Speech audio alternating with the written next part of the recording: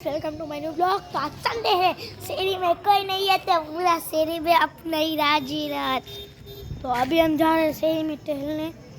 दोस्तों एक बात बताओ, मेरे भाई का बर्थडे है तो आप सब है ना कमेंट बॉक्स में हैप्पी बर्थडे कमेंट कर देना। मेरे भाई का 13 तारीख का बर्थडे, आज 12 तारीख है, रात को कमेंट कर देना दोस्तों। अभी मैं यहाँ पर बैठा हूँ, पीछे देखो घर है दोस्तों। यार अभी मैं जा रहा हूँ, अभी मैं जा रहा हूँ, इधर पे आ गया गाड़ी के पास। अभी जाने से 10 चले, इधर पे हम आगे जा रहे हैं। हाँ भाई तू बाजा बाजा शू है और आइए बोल को इसको देखो दोस्तों,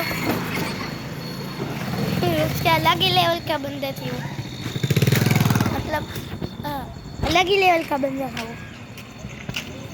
चलो दोस्तों, पार्ट 2 के लिए कमेंट करें। पार्ट 2 में मैं आपको एक मस्त ट्रिक सिखाऊंगा।